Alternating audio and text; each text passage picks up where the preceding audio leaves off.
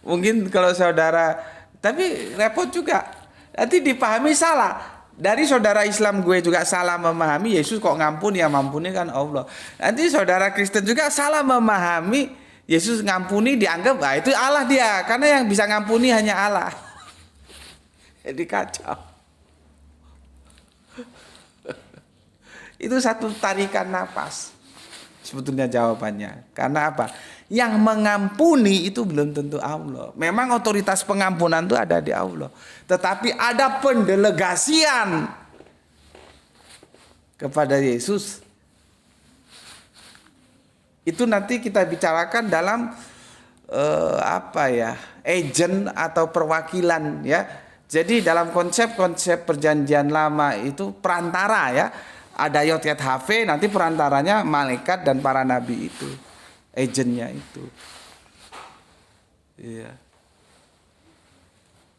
Makanya nanti ada juga penjelasan Yesus itu disembah. Kalau disembah dia Allah. Nah, nanti dulu ojo ke susu.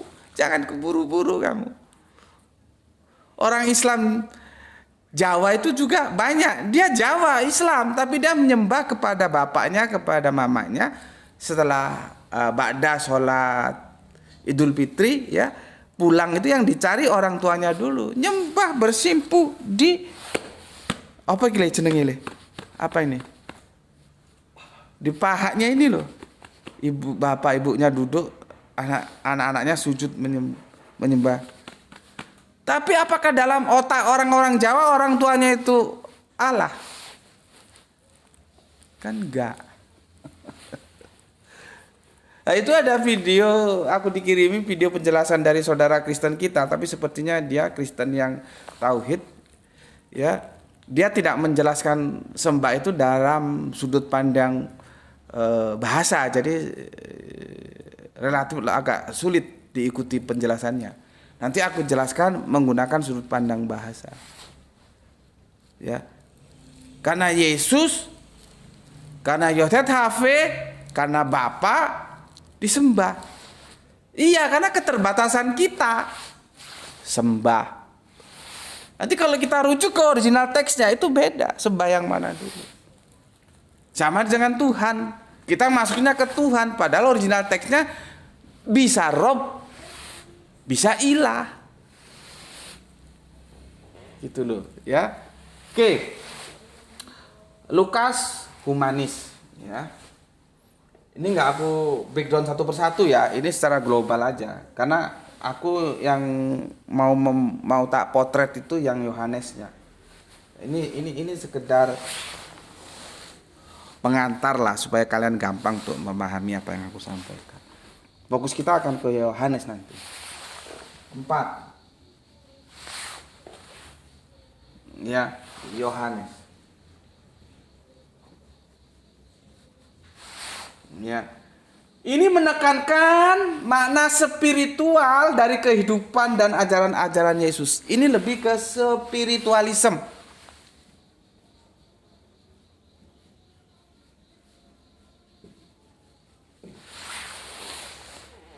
Maka konsekuensi logisnya bahasa yang digunakan beda. Bukan bahasa ini Yunani, Ibrani, bukan begitu ya. Style, gaya bahasanya beda. Gue kan ngomong, lu kalau baca Matius, Markus, Lukas lurus-lurus saja, lempeng-lempeng aja kagak masalah. Tapi ketika lu baca Yohanes, jangan main-main lu. Karena dia punya gaya bahasa sastra. Kalau lu pahami secara literal, ya bubar gue.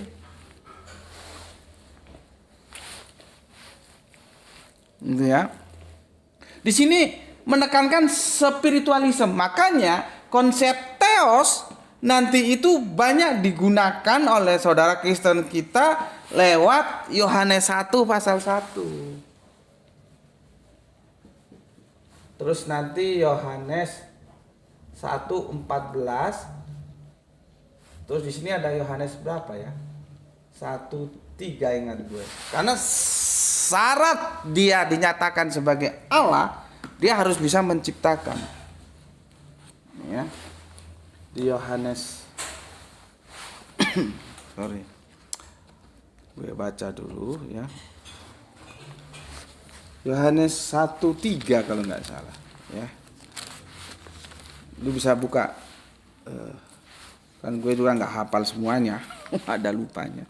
Yohanes 1:3 betul ya. Alhamdulillah, haleluya. Haleluya itu bahasa Ibrani. Terpujilah ya. 1 jam sudah. Sudah 4:30. Ini durasinya ada berapa jam rekodnya? 40. Ya nggak apa-apa, molor dikit lah. Ya.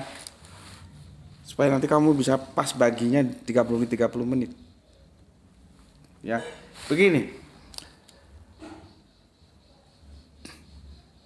Pada mulanya adalah firman. Firman itu bersama-sama dengan Allah dan firman itu adalah Allah. Arche and hologos ya, itu yang ke-1. Yang kedua, ia pada mulanya bersama-sama dengan Allah. Ya, baru yang ketiga ini. Segala sesuatu dijadikan oleh Dia, tanpa Dia tidak ada sesuatu pun yang telah dijadikan dari segala sesuatu yang ada. Ini padahal ini repotnya, ini perdebatannya antara dijadikan dan diciptakan itu sama atau enggak? Kalau Al-Quran membedakan holakna dan ja'alna. Holak itu menciptakan, ja'al itu menjadikan. Maka di surat Al-Quran, surat Pirogui, surat 2 Al-Baqarah 30 itu, aku hendak menjadikan khalifah di bumi, bukan menciptakan. Nah inilah repotnya, karena kita disuguhi terjemahan doang sama LAI, kita harus merujuk ke originalnya. Di sini menjadikan, karena apa? Nanti berdebat kita, sama nggak menjadikan dengan menciptakan? Karena ayat ini digunakan untuk mengatakan sebuah klausul bahwa sesuatu yang dikatakan Tuhan atau Allah itu harus bisa mencipta. Nah, ayat ini yang diajukan. Meskipun aku telah berulang kali mengatakan di sini LAI mengalami kesalahan terjemahan.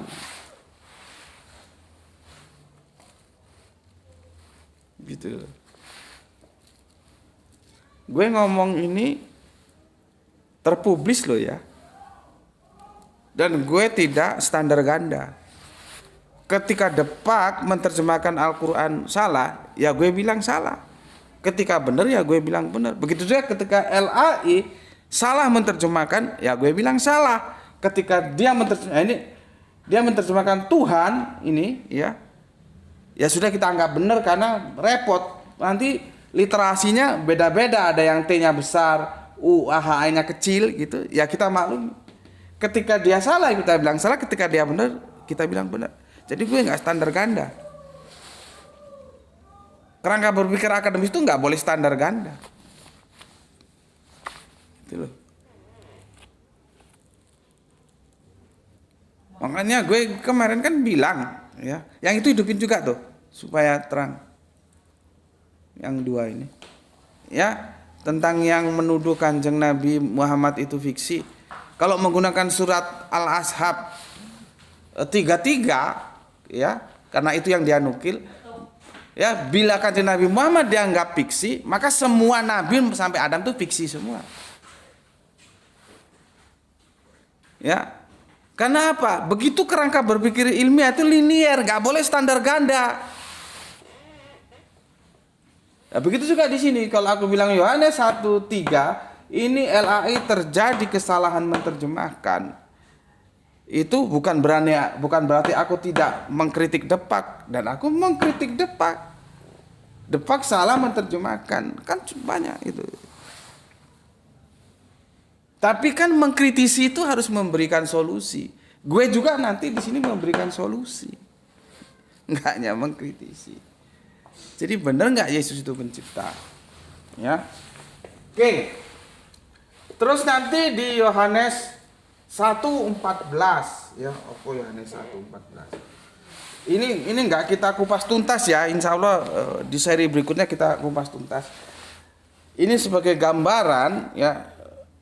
bagaimana peliknya Injil Yohanes itu harus disikapi secara serius karena gaya bahasanya beda. Mungkin kalau pendekatan Islam begini ya, dia masuk ke ranah-ranah hakikat. Itu yang berbicara biasanya orang-orang yang bermain dalam dunia-dunia tasawuf. Kalau cerita kan ada ceritanya, cerita gue sendiri nggak tahu dan gue belum punya bukunya. Siti Jenar itu ya.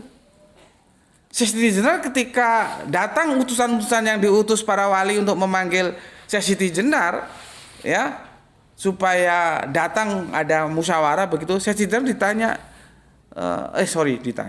diundang Siti Jenar, diundang para wali. Jawabnya apa? Siti Jenar nggak ada, yang ada Allah. Gimana itu? itu bahasa sastra level tinggi.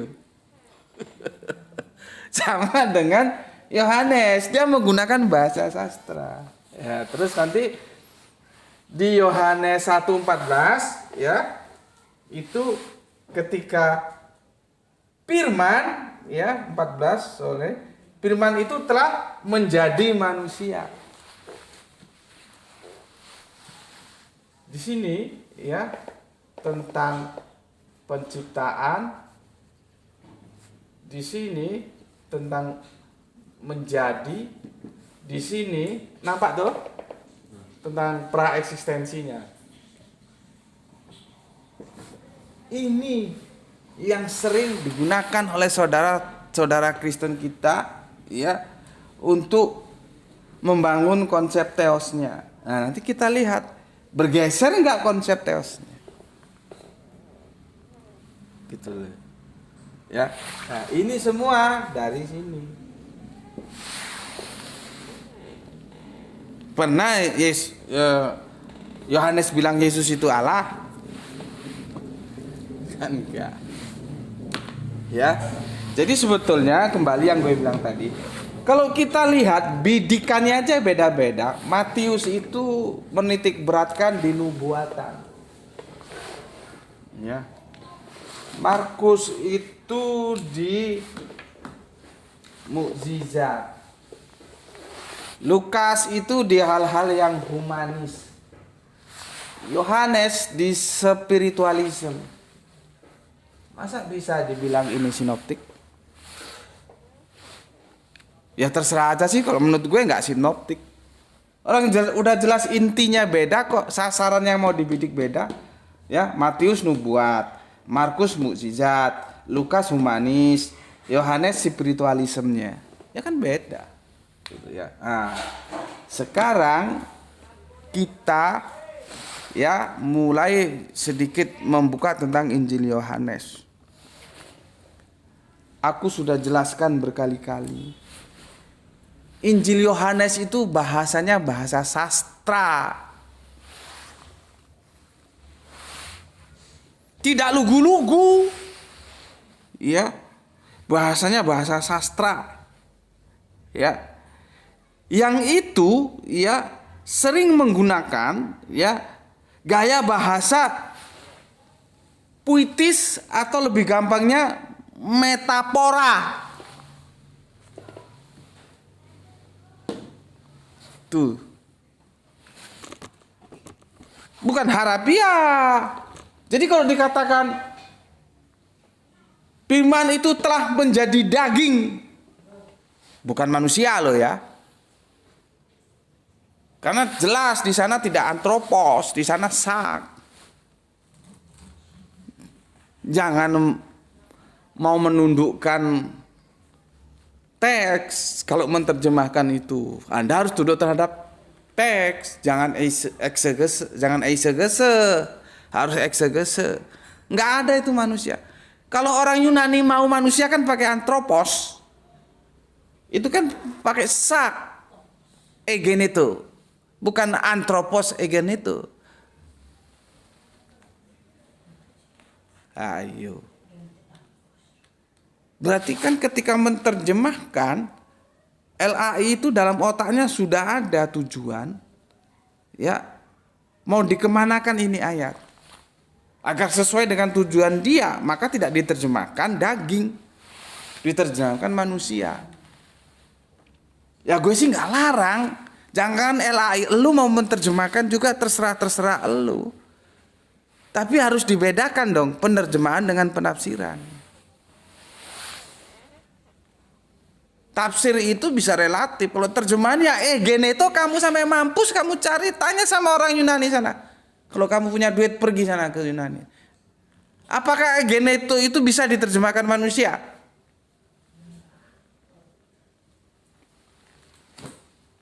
Mana sini yang pakar-pakar bahasa Yunani itu? Kan ora iso, nggak bisa. Geneto itu daging. Kenapa diterjemahkan manusia? Karena ayat ini mau digeret untuk membidik sosok personal. Dan itu penyakitnya sudah sejak awal. Karena firman itu dipersonalkan.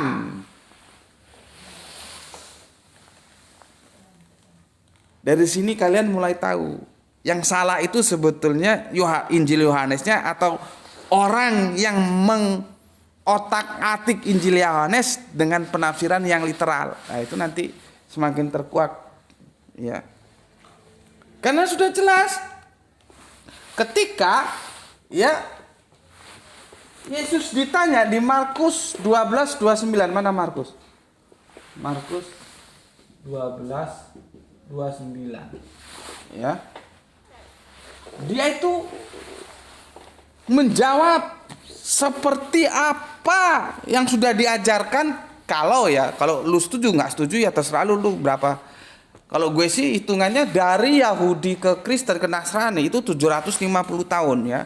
Ini bahasa-bahasa sejarah. Kalau misalkan lu nggak setuju ya terserah lu mau berapa, mau 1000 tahun juga urusan lu, bukan urusan gue. Tapi maksud gue dengan rentang waktu yang begitu lama Yesus gak bergeser konsep teosnya, ya. Dia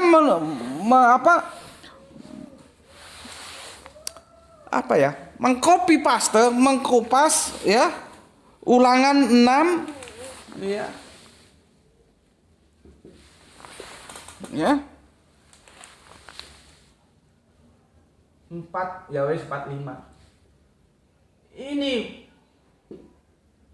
PL, ya, kitab Ulangan, ini B,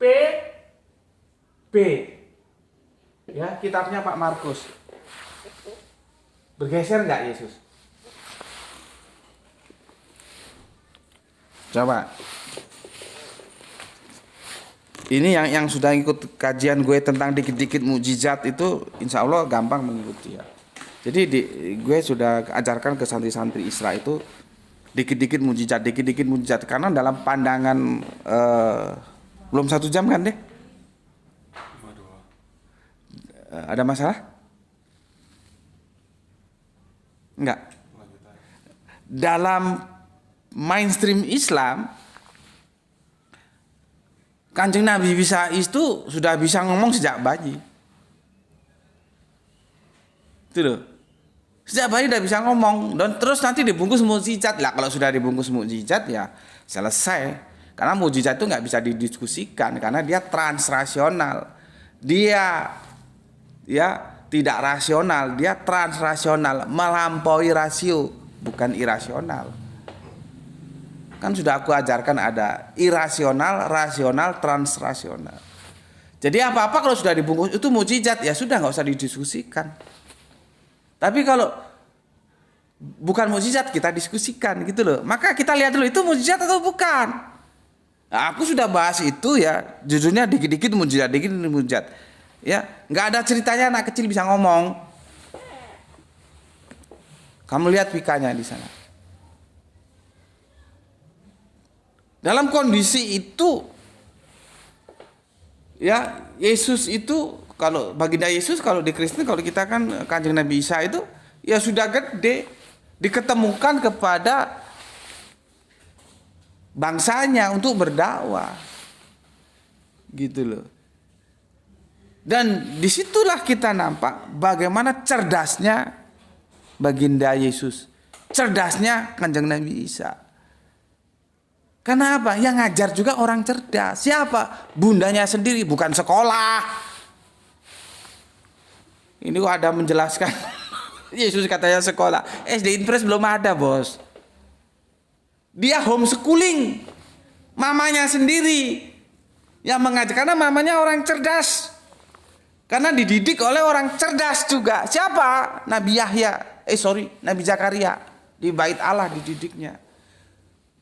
Jadi kalau Kanjeng Nabi Isa itu cerdas, ya memang semua nabi cerdas. Masa nabi lolak-lolok?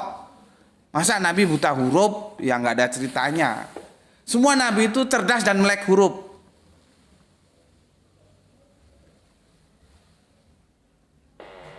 Ya. Jadi Kanjeng Nabi Isa itu, ya, ini panjang ceritanya kalau gue cerita, gue jelaskan kenapa kok sempat hilang ya. Yang itu sempat rame, berapa tahun kemudian baru muncul ya. Terus dakwah itu kan ada usia yang hilang, terus ada yang bilang sekolah.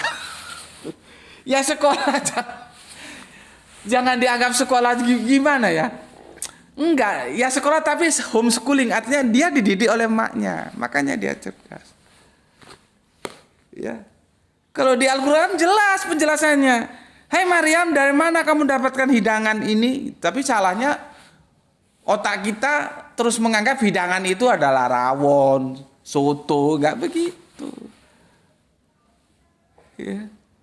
Jadi cerdas, karena kan dia selalu di mihrab. Mihrab itu tempat sholat, aku sudah jelaskan itu. Ya, jadi gurunya cerdas, hasil didiknya juga cerdas. Dites lah ini ya. Lalu seorang ahli Taurat yang mendengar Yesus dan orang-orang Saduki bersoal jawab, tahu bahwa Yesus memberi jawaban yang tepat kepada orang-orang itu, datang kepadanya dan bertanya. Lihat itu. Tepat jawabannya Yesus itu. Karena dia cerdas, dia pintar. Karena gurunya cerdas. Gurunya juga cerdas. Gitu loh. Bukan les. Seperti di sekolahan gitu, nggak begitu. Ya nggak begitu. Ya. Lihat ini ya. Pertanyaannya. Hukum manakah yang paling utama? Itu orang Yahudi bukan tidak tahu. Orang bertanya itu kan bukan hanya orang yang tidak tahu. Orang yang tahu juga bertanya karena tujuannya dia ngetes, nguji. Dia bilang tadi, Yahudi itu keunggulannya dia nggak gampang percaya. Gue tes dulu nih orang ini. Kok gue lihat kok jawabannya mantep-mantep ya, tepat-tepat ya. Gue tes dulu ini orang. Nah, gitu loh kira-kira gambaran gampangnya ya. Maka dites ya. Hukum mana yang paling utama? Ya, bagi Kanjeng Nabi Isa, baginda Yesus ya kecil pertanyaan seperti itu. Maka dijawab ya, diulang di Markus 12:29. Jawab Yesus, hukum yang terutama ialah, dengarlah hai orang Israel, Tuhan Allah kita, Tuhan itu Esa, Ehad. Yahudi tidak pernah mengutak-utik Ehad. Dia terima itu apa adanya. Satu ya satu. Tunggal ya tunggal. Tidak terus bergeser menjadi Tritunggal. Sama dengan orang Islam. Ahad ya ahad. Kan beda dialek saja. Yang sono ehad, yang sini ahad. Ya. Ahad ya ahad. Ya. Bukan satu terus nanti tunggal terus Tritunggal, enggak begitu. Ya. Dan ini sudah disampaikan Musa, aku bilang tadi, sekitar 750 tahunan sebelumnya. Di Ulangan Perjanjian Lama 6, 4-5 kamu baca. Plak, kata orang Jawa, plak. Tidak bergeser sedikit pun. Gue nggak bahas dulu hukum yang kedua, gue bahas hukum yang pertama saja. Jadi apa yang bisa kita simpulkan? Setidaknya kesimpulan untuk senja ini. Yesus tidak pernah mengajarkan yang bergeser dari perjanjian lama. Kenapa lu sekarang bergeser dari perjanjian lama? Graito, anak gue namanya Graito dari Anggraito, bahasa Jawa halus, artinya muhasabah, mawas diri, bertanya kepada diri sendiri. Kamu bertanya pada diri sendiri, kenapa teosmu bergeser dari perjanjian lama? Yesus saja nggak bergeser kok. Shema Israelu Adonai Elohenu Adonai Ehad. Sudah, nggak usah diakal-akali. Ehad ya ehad.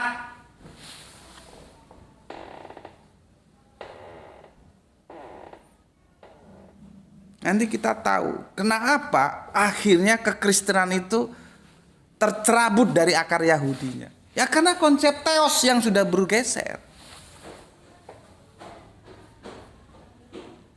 Ya. Di dalam perspektif Yahudi nggak ada Allah jadi-jadian, itu nggak ada. Loh Gus, berarti salah Gus ya. Yohanes 1:14 karena di sana jadi-jadian. Ya, ketika firman itu menjadi manusia, terjemahannya harusnya menjadi daging. Berarti salah Gus ya. Nanti dulu. Jangan gampang menyalahkan Yohanes. Gue kan sudah ingetin, ya. Kalau di Al-Qur'an itu jelas di surat 3 Ali Imran ayat yang ke-7 ya, bahwa Al-Qur'an itu ada dalam edisi mukamat, ada edisi mutasabihat.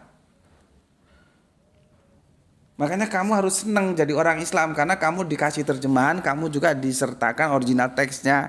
Kalau ada apa-apa, ngontrolnya itu gampang. Coba saudara Kristen kita, kan cuman dimodalin terjemahan saja. Harus cari lagi original teksnya gimana ini. Coba. Harusnya kamu lebih semangat dalam berteologi gitu loh. Jangan justru ngelukru. Apa ngelukru itu bahasa Jawa. Ya. Semangat. Kalau di dalam Al-Qur'an sudah diingatkan. Jadi nggak bisa ayat-ayat yang mukamat kamu pahami secara mutasabihat, itu pasti bermasalah. Sama dengan ayat-ayat mutasabihat kamu pahami secara mukamat, itu bermasalah. Ketika ketemu ayat mukamat itu lebih sedikit aman, tapi ketemu ayat mutasabihat itu perlu kecerdasan yang ekspan. Ya, mutasabihat itu apa? Satu kata punya banyak makna. Makna mana yang tepat dalam konteks itu, yang mana yang tepat artinya. Gitu loh.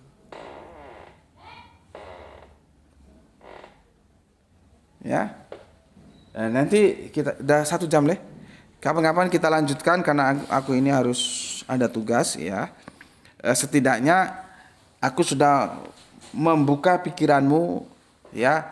Hati-hati terhadap Injil Yohanes ya. Kalau membaca Injil Yohanes, kamu harus pahami dulu dia pakai gaya bahasa apa. Kalau yang Matius, Markus, Lukas sih dia lurus-lurus saja. Ya, tuh. Kemudian ternyata pengajaran Yesus tidak bergeser dari pengajaran Moses, Musa, Allah yang ehad. Mereka nggak bedakan antara ehad dan yahid, itu nggak dibedakan. Jadi kalau ada kamu berdiskusi nanti bilang kalau yahid itu satu, kalau ehad itu satu kesatuan, itu kata lu begitu. Tapi kata yang punya bahasa orang Yahudi kagak begitu. Gitu. Ya. Oke, sampai di sini dulu ya pesan aku. Jaga Allah, jaga Kanjeng Nabi, jaga Al-Qur'an, jaga sholatmu, jaga imanmu dalam bingkai keindahan imanmu. Tetaplah memberi hormat kepada saudara kita yang memilih jalan lain karena mereka tetap saudara kita. Ya. Semoga yang belajar dan yang mengajar mendapatkan keberuntungan, rezeki yang barokah dan kesehatan yang prima. Terima kasih dulur-dulurku, saudaraku semua yang sudah meluangkan waktunya sekitar 1 jam ya ngaji bareng Gus Betik di saluran TikTok maupun saluran YouTube ya. Semoga penjelasan ini bisa diterima sebagai pembekalan kita untuk berteologi. Kalau ada yang kurang jelas baik di TikTok di YouTube, nanti lihat unggahan regulernya ya, ketik YouTube Subandi T Sukoco. Karena Gerah itu pasti mengunggah yang secara reguler ya. Kalau yang di TikTok yang di YouTube itu anggap aja mukadimah yang live. Nanti itu pengulangannya ada yang reguler ya, yang direkod. Insya Allah yang direkod itu kualitas audio dan videonya itu lebih mantap gitu ya. Oke, sampai di sini dulu akhirul kalam. Alhamdulillahirabbil alamin. Matur nuwun.